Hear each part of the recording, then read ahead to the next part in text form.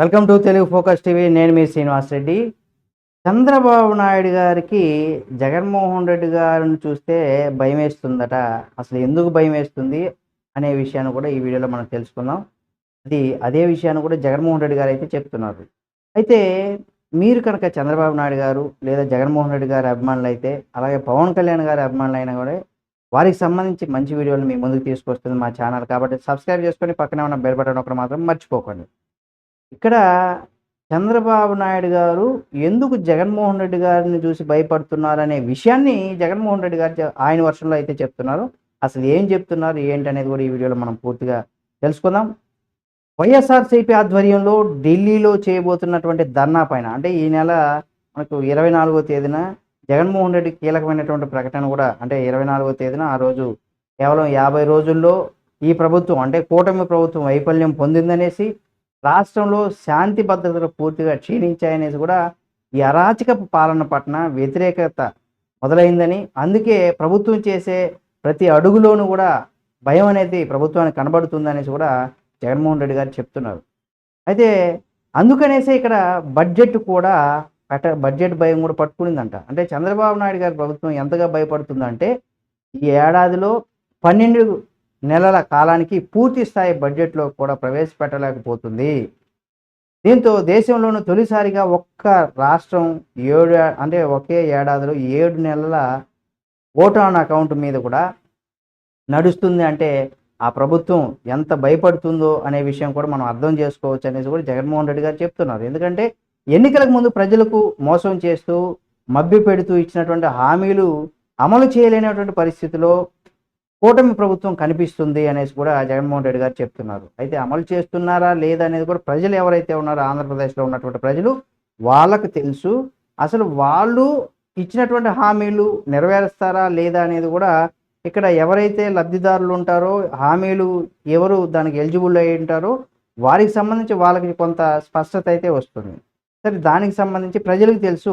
మరి జగన్మోహన్ రెడ్డి గారికి తెలుసో తెలీదో, నేను ఆయనకి తెలీదే అనుకుంటున్నాను. అందుకే ఆయన ఇటువంటి వ్యాఖ్యలు చేస్తున్నారనుకోవచ్చు. ఇక చంద్రబాబు ఎంతగా భయపడుతున్నారంటే పూర్తి స్థాయి బడ్జెట్ ప్రవేశపెడితే ఆ హామీలు అమలు చేయలేమన్న ఒక గుట్టు ఏదైతే ఉంటుందో, అంటే ఆ భయం, ఆ గుట్టు ఏదైతే ఉంటుందో అది బయటపడుతుందనే భయం అయితే చంద్రబాబు నాయుడు గారికి ఉందనేసి కూడా జగన్మోహన్ రెడ్డి గారు చెప్తున్నారు. అంటే ఎన్నికల్లో చేసినటువంటి మోసపూరితమైనటువంటి హామీలట. అయితే నిజంగా చంద్రబాబు నాయుడు గారికి గతంలో ఆయన ఇచ్చినటువంటి కొన్ని హామీలు నెరవేర్చకపోవడం వల్లే ఆయన్ని చాలామంది నమ్మేటువంటి పరిస్థితులు లేదు. కానీ ఇప్పుడు కూడా ఆయన కనుక ఒకవేళ ఈ హామీలను కనుక నెరవేర్చకపోతే ఇక ఆయన్ని జీవితంలో ఎప్పుడు ఎవరు కూడా నమ్మరని కూడా చెప్పుకోవచ్చు. అయితే మోసపూరితమైన హామీలు అమలు చేయలేని పరిస్థితిలో ఉన్నారు. ప్రజలు ఎక్కడ ప్రశ్నిస్తారో అన్న భయంలో కూడా కూటమి ప్రభుత్వం ఉందంట. అందుకే ప్రజల దృష్టిని మళ్లించే రాష్ట్రంలో అరాచక పాలన ప్రోత్సహించడం ద్వారా భయానక పరిస్థితులు తీసుకొస్తున్నారనేసి కూడా జగన్మోహన్ రెడ్డి గారు ఆరోపిస్తున్నారు. అటువంటి పరిస్థితి నిజంగా ప్రస్తుతం 50 రోజులు దగ్గర దగ్గర కావస్తుంది. ఈ 50 రోజుల్లో కూటమి ప్రభుత్వం నుండి ప్రజలు అటువంటి పాలన చూశారా? లేదా 2014 నుండి 19 వరకు కూడా టీడీపీ ప్రభుత్వం అధికారంలో ఉన్నప్పుడు ఆ పాలనలో చూశారా? లేదు 2019 నుండి 24 వరకు కూడా జగన్మోహన్ రెడ్డి గారు ముఖ్యమంత్రి అయిన తర్వాత ఈ హత్యలు, అరాచకాలు, దోపిడీలు, దౌర్జన్యాలకు సంబంధించి ఈ జగన్మోహన్ రెడ్డి గారి పాలనలో చూశారనేది ప్రజలు మీరు ఆలోచించండి. దాని తగ్గట్టు కూడా కామెంట్ చేయండి.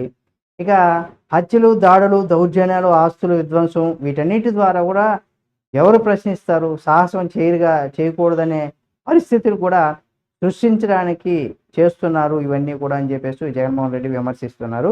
అయితే ప్రశ్నిస్తామన్న భయంతోనే అసలు చంద్రబాబు నాయుడు గారు ఏం చేస్తున్నారు? జగన్మోహన్ రెడ్డి గారు చెప్తున్నారు. అంటే మేము ప్రశ్నిస్తామనే భయంతోనే అసలు ఎందుకు మేము ప్రశ్నిస్తాం? ఏ పాయింట్ల మీద మేము ప్రశ్నిస్తాం? చంద్రబాబు నాయుడు గారు ఎందుకు భయపడుతున్నారనేది కూడా ఆయన వర్షన్ కనుక జగన్మోహన్ రెడ్డి గారి వర్షన్ కనుక మనం చూసినట్లయితే ప్రస్తుతం అసెంబ్లీలో 2 పక్షాలు ఉన్నాయి. ఒకటి అధికార పక్షం, మరొకటి ప్రతిపక్షమైనటువంటి జగన్. ఇది గుర్తు చేశారు. అంటే అధికార పక్షంలో చంద్రబాబు నాయుడు గారు ఉన్నారు, ప్రతిపక్షంలో జగన్మోహన్ రెడ్డి గారు ఉన్నారు. ప్రతిపక్షంగా కూడా ఒక పార్టీ మాత్రమే ఉంది. కాబట్టి ఆ పార్టీయే ప్రతిపక్షంగా మీరు గుర్తించాలి. ఓకే, ప్రతిపక్షం 100% ప్రతిపక్ష పార్టీ అంటే జగన్మోహన్ రెడ్డి గారు వైఎస్ఆర్‌సీపీ పార్టీయే అది ఎవరు అవునన్నా కాదన్నా అది గుర్తుపెట్టుకోవాలి. కాకపోతే ప్రతిపక్ష హోదా కూడా లేనటువంటి పార్టీ కూడా ఆ హోదా రాజ్యాంగం ప్రకారం చూసినట్లయితే ఆ హోదా కూడా లేని ప్రభుత్వం, లేని పార్టీ కూడా 100% వైసీపీ అని కూడా చెప్పుకోవాలి. కాబట్టి ఆ పార్టీ నాయకుడును ప్రతిపక్ష నాయకుడిగా గుర్తించాలన్నారు. కానీ ఆ పని చేస్తే అసెంబ్లీలో కూడా ప్రశ్నిస్తానే భయం పట్టుకుంది చంద్రబాబు నాయుడు గారికి. ప్రతిపక్ష పార్టీలు, ప్రతిపక్ష నేతలను గుర్తిస్తే ప్రజా సమస్యల మీద ప్రస్తావించడానికి అసెంబ్లీ ఒక హక్కుగా మైక్ ఇవ్వాల్సి ఉంటుంది. అసెంబ్లీలో హక్కుగా మైక్ ఇస్తే ప్రజల తరపున సభలో చంద్రబాబు నాయుడు గారి ప్రభుత్వం విపక్షాలు ఏవైతే ఉన్నాయో ఎండగడతాయనేసి కూడా ఆ విధంగా వారి నిజస్వరూపం ప్రజలకు తెలుస్తుంది. అందుకే భయపడుతున్నారు. ప్రభుత్వం ప్రతిపక్ష పార్టీని, ప్రతిపక్ష నాయకుడికి గుర్తించడం లేదనేసి కూడా ఆరోపించారు. ప్రతిపక్ష నాయకుడుగా గుర్తిస్తారు. ప్రతిపక్ష నాయకుడు హోదా అయితే మీకు లేదు. అసెంబ్లీలో మీరు మాట్లాడడానికి మీకు ప్రతిపక్ష హోదా కూడా మీకు వచ్చినటువంటి సీట్లు బట్టి చూస్తే 100% లేదు. ఇది రాజ్యాంగంలో ఉన్నటువంటి పాయింట్లని బేస్ చేసుకొని ప్రతి ఒక్కరు కూడా చెప్తున్నారు. నిజంగా అసెంబ్లీలకు రావాలనేసే రఘురామకృష్ణరాజు గారు మీరు ప్రతిరోజు అసెంబ్లీకి రావాలి, శ్వేతపత్రాల మీద ఇవి చేయాలి. అలాగే మీ పాలనలో మీరిచ్చినటువంటి హామీలు ఏవైతే ఉన్నాయో అవి కూడా వాళ్ళు ప్రశ్నిస్తారు. మీ 5 ఏళ్ల పాలనలో మీరు ఏమేం చేశారు? దేంట్లో ఎంత ప్రభుత్వానికి ఆదాయం వచ్చింది? ఎంత ఖర్చు పెట్టారు? ఎంత దోచుకున్నారు అనే లెక్కలు కూడా బయటకు తీసుకురావాలంటే మీకు ప్రతిపక్ష హోదా ఇవ్వకపోయినా మీరు కూడా అక్కడ అడిగిన ప్రశ్నకి 100% కూటమి ప్రభుత్వం సమాధానం అయితే చెప్తుంది. వారు అడిగిన ప్రతిదానికి కూడా మీరు సమాధానం చెప్పాల్సినటువంటి పరిస్థితి ఉంటుంది. కాబట్టి ఇది కూడా జగన్మోహన్ రెడ్డి గారు గుర్తుపెట్టుకోవాలి. ప్రభుత్వం ఏర్పడి 50 రోజులు గడుస్తున్నా చంద్రబాబు నాయుడు గారికి ఇంకా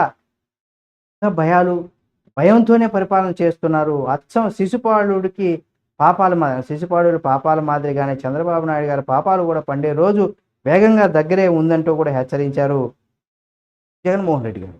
అయితే దేశం దృష్టికి కూడా ఇప్పుడు జగన్మోహన్ రెడ్డిలో ఒక ఇది ఉంటుందన్నమాట. ఒక వ్యక్తిని అన్పాపులర్ చేయాలంటే మనం స్కిల్ డెవలప్మెంట్ కేసులో కనుక మనం చూసినట్లయితే చంద్రబాబు నాయుడు గారిని అరెస్ట్ చేశారు, ఆధారాలు చూపించలేదు.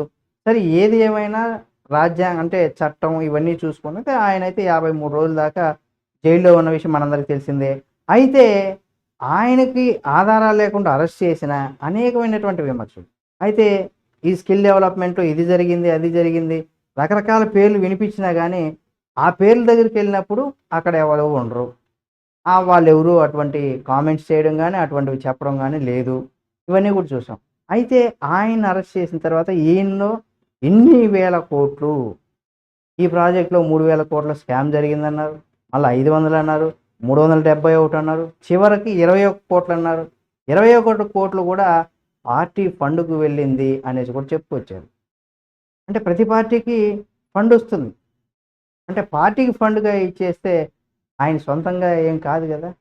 అయితే అది కూడా ప్రూఫ్ లేదు. మీరు మీ బ్యాంక్ స్టేట్మెంట్ ఇవ్వండి మీ పార్టీకి సంబంధించింది అనేసి కూడా అది కూడా చెప్పుకొచ్చారు జగన్మోహన్ రెడ్డి గారు. అయితే ఎవరెవరు ఎంతెంత ఇచ్చారని, అందుకే త్వరలో ఏ పార్టీకి ఎవరెవరు ఫండ్ ఇస్తున్నారు, ఎంత ఇస్తున్నారు, వారికి ఇచ్చిన ఫండ్కి ఈ పార్టీ నుండి ఆ ఫండ్ ఇచ్చిన వ్యక్తికి ఏదైనా సహాయం జరిగిందా ఏమనేది కూడా చూడాల్సినటువంటి పరిస్థితి. దానికి సంబంధించి కూడా ఒక కొత్త చట్టాన్ని కూడా తీసుకొస్తే బాగుంటుందని కోరుకుంది. సరే ఏం చేశారు, ఏం హామీలు ఇచ్చారు, ఏం చేశారు మొత్తం ఓవరాల్గా 100% అందరికీ తెలుస్తుంది. మా పార్టీకి చెందినటువంటి ఎమ్మెల్యేలు, ఎమ్మెల్సీలు, ముఖ్యమైనటువంటి నేతలందరూ కూడా మేము ఢిల్లీలో వెళ్ళబోతున్నాం. ఢిల్లీకి అక్కడ మేము రాష్ట్రంలో జరుగుతున్నటువంటి అరాచక పాలనకు సంబంధించి కావచ్చు, హత్య రాజకీయాలకు సంబంధించి, దౌర్జన్యాలు దోపిడీలకు సంబంధించి 24వ తేదీన అక్కడ ఫోటో గ్యాలరీ ప్రొటెస్ట్ ద్వారా కూడా దేశం దృష్టికి మేము వివిధ పార్టీల నాయకుల దృష్టికి కూడా తీసుకెళ్తామంటూ కూడా జగన్మోహన్ రెడ్డి గారు చెప్పుకొస్తున్నారు. ఆంధ్ర రాష్ట్రంలో రాష్ట్రపతి పాలన పెట్టవలసినటువంటి అవసరం, అటువంటి పరిస్థితులు కూడా ఉన్నాయంటూ కూడా ఆయన చెప్పుకొస్తున్నారు. అది నిజంగా అటువంటి పరిస్థితులు ఉన్నాయా లేదా అనేది కూడా ప్రతి ఒక్కరు కూడా ఆలోచించుకోవాల్సినటువంటి పరిస్థితి. నిజంగా అటువంటి పాలన ఉందా? ఆయన ఇప్పటివరకు చేసినటువంటి అనేక సందర్భాల్లో ఇప్పటివరకు కూడా ఆయన ముఖ్యమంత్రిగా చేశారు. ఆ ముఖ్యమంత్రిగా చేసిన సందర్భాల్లో కూడా అటువంటివి ఏమన్నా ఆయన పైన ఉన్నాయా లేదా అని కూడా గతంలో అతని ట్రాక్ రికార్డు కూడా చూసుకుంటారు. అయితే ఇంతటికి ఇక్కడ మీరు వెళ్ళి ఢిల్లీలో చేస్తానంటున్నారు. మీతో కలిసి వచ్చేటువంటి పార్టీ ఎవరు? మీరు మొదటి నుండి కూడా చెప్తున్నారు. వై నాట్ 175 అంటున్నారు. అలాగే సింహం సింగిల్గా వస్తుంది అంటున్నారు. మరి ఇప్పుడు అన్ని పార్టీలను కలుపుకొని ఢిల్లీలో వెళ్ళి ఇక్కడ ఆంధ్రప్రదేశ్ రాష్ట్రంలో 50 రోజులు కూడా కాకముందుగానే ఇంత అరాచక పాలన జరుగుతున్నటువంటి మీకు నిజంగా అటువంటి పాలన జరిగిందా లేదా అని కూడా పక్క స్టేట్ల వాళ్ళు అక్కడ ఉన్నటువంటి వాళ్ళకి తెలియదా? తెలుస్తుంది. సరే, ఏదేమైనా దానికి సంబంధించి కూడా మనం చూద్దాం. అయితే మాతో కలిసి వచ్చే పార్టీలన్నీ కూడా మేము కలిసి పోరాడడానికి కొనసాగిస్తామని చెప్పుకున్నారు. అది మనందరం కూడా చూసాం. అయితే 100% జగన్మోహన్ రెడ్డి గారు ఇక్కడ కలిసి పోరాడతారా? అసలు ఈయనతో వచ్చేటువంటి వ్యక్తులు ఎవరనేది కూడా చూడాలి. చూద్దాం రేపు ఏం జరగబోతుంది. ఢిల్లీలో జగన్మోహన్ రెడ్డి గారితో కలిసి వచ్చేటువంటి పార్టీలు ఏంటి, ఏ ఏ పార్టీలు రాబోతున్నాయి, ఇవన్నీ కూడా చూద్దాం. ఈ వీడియో మీకు నచ్చితే లైక్ చేయండి. ఈ వీడియో పైన మీ అభిప్రాయాన్ని కామెంట్ రూపంలో తెలియచేయండి. మరిన్ని జగన్మోహన్ రెడ్డి గారికి, చంద్రబాబు నాయుడు గారికి సంబంధించి పవన్ కళ్యాణ్, ఇటు రేవంత్ రెడ్డి గారు, కేసీఆర్ గారు, ఇక కేటీఆర్, హరీష్ రావు, చాలామంది నేతలు ఉన్నాయి. అలాగే నేతలంతా ఉన్నారు. ఇంకా మోడీ గారు, వీళ్ళకి సంబంధించి కూడా అటు రాహుల్ గాంధీ వీళ్ళకి సంబంధించి కూడా వీడియోలతో మళ్ళీ మీ ముందుకు వస్తుంది మన తెలుగు ఫోకస్ టీవీ ఛానల్. కాబట్టి సబ్స్క్రైబ్ చేసుకొని పక్కనే ఉన్న బెల్ బటన్ ఒకటి మాత్రం మర్చిపోకండి.